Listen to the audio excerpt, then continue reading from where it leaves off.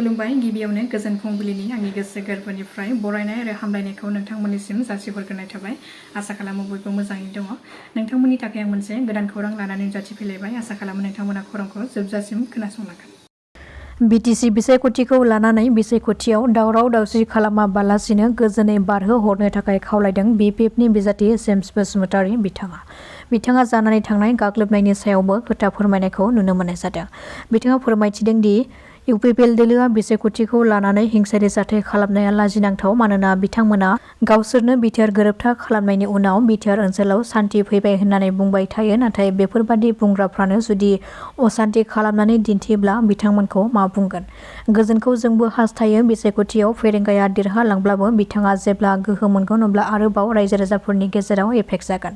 जायफोर UPPL दोलोनि सोद्रोमाफोरा निसिमा बियाबाव BPFनि सोद्रोमाफोरखौ गाग्लोबदों आरो बे जाथायजों सोमोन्दो थानाय सुबुंफोरा गासिबो एरेस्ट जाजोबगोन।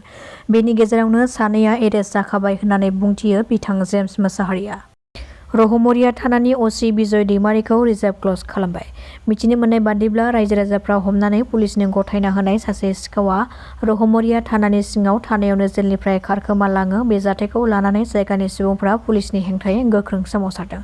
जायगानि सुबुंफ्रा अजद होनाय बादिब्ला सासे सिखावखौ पुलिसनि हान्जाया गावसोरनो हमनो हाया, नाथाय रायजो राजाफ्रा हमनानै गथायनानै होनाय सिखावखौबो माब्रै जेलनिफ्राय खारखोमालांनो हाखो होननानै गोख्रों अजद दैखांदों आरो सिखावखौ हमफिननांगौनि दाबिजों पुलिस थानायाव थांनानै गोख्रों खुद्रिसारदों जायगानि सुबुंफोरा।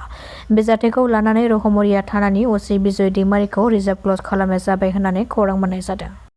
उदालगुरिनि बिसायख'थि फोसावदिं मेलाव बाहागो लादों CM प्रमद बर' बिथाङा बे फोसावदिं हाबाफारियाव बाहागो लानायजों लोगोसे गोबां खोथा फोरमायदों। प्रमद बर'आ फोरमायथिनाय बादिब्ला उदालगुरियाव UPPL हान्जानि थासारिया दायो जोबोर मोजां।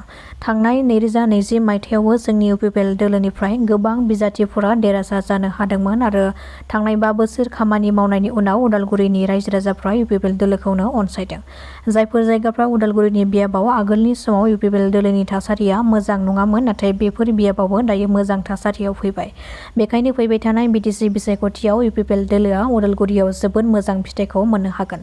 गुबुन गुबुन राजखान्थि हान्जानिख्रुइ UPPL दोलोआनो उदालगुरिनि बांसिन बियाबाव देरहागोन होननानै दाबि खालामदों प्रमद बर' बिथाङा।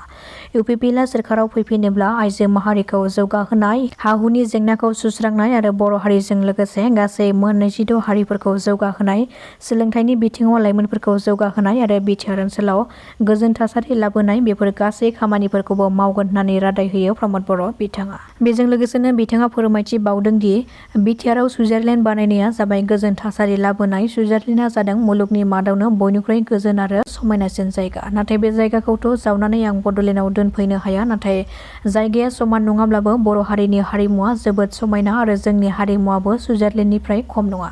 सुइजारलेण्डखौ नायनो थाखाय गोबां सुबुंफ्रा थांनाय बादि जोंनि बड'लेण्डआवबो गोबां सुबुंफ्रा दावबायफैयो आरो गोजोन थासारि जानायखायसो बिथांमोना बड'लेण्डआव दावबायफैदों। नाथाय BPF दोलोनि माखासे सोद्रोमाफ्रा बे बाथ्राखौ बुजिया आरो बिथांमोना बुजिनोबो नाजाया। मानोना बिथांमोननि सोद्रोमाफ्रा जौ जुवा दादागिरि खालामनाय बेखौसो बिथांमोना मिथिगौ होननानै गोख्रों रावजों बुंथिबावो प्रमद बर' बिथाङा। क'क्राझार जिल्लानि पाटगाव फदियागुरि 31 नं राजा लामायाव गंसे बास गारिया खामनानै सेवहांगार जायो। मिथिनो हानाय बादिब्ला AR01M0924 नम्बरनि गंसे बास गारिया अरुणाचलनिफ्राय खारबोबाय थानाय समावनो हरखाब इन्जिन गाज्रि जानानै पाटगाव ओनसोलनि फदियागुरियाव लाखिनो गोनां जायो आरो बासखौ नायबिजिरनो थाखाय लानाय समावनो हरखाब अर जोंनानै अर खामनानै सेवहांगार जायो।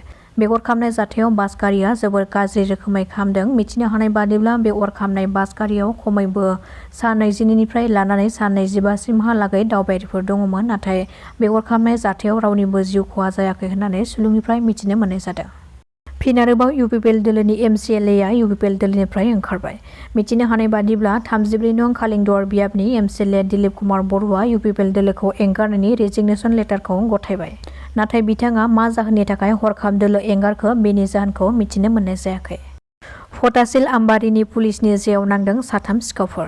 हमनो मोननाय सिखावफोरा फारियै नयन सरकार, राजु जयसवाल, रिंकु मजुमदार। बिसोर 3 सिखावफोरनिफ्राय पुलिसआ गोदोनानिफ्राय सेख'नानै खावनाय गोबां सनानि चेनखौ बोखांनो हायो। साननि समावनो बे दुथां सिखावफ्रा बाइकजों फैनानै सनानि चेनखौ सेख'नानै लांनाया CCTV फुटेजनि गेजेरजों सेबखांजादोंमोन आरो बे लेखायैनो पुलिसआ बिसोर दुथां सिखावफोरखौ संदाननानै खानो हायो। आलफा उदांनि सानै सोद्रोमाया गावसोरखौनो सारेन्डार खालामदों। बे सारेन्डार खालामनाय सानै सोद्रोमाखौ सुफान दुरा अरफे चिन्मयसम बिथाङा तिनिसुकियानि आरो गुबुन सासे दन्देश्वर बरगहाया सदियानि बिहियानि होननानै सिनायथिनो हादों। दायो बे सानै सोद्रोमाफोरखौ लानानै सोंनाय फिन्नाय खालामनो थाखाय गावसोरनि आवथायाव लाखियो सराइदेव पुलिसा। दासिमनि खौराङा एसेनोसै। नोंथांमोना खौरांखौ नायनानै मोजां मोनदोंब्ला चेनेलखौ साबस्क्राइब खालामनानै लानो हागोन। गोजोन्थों।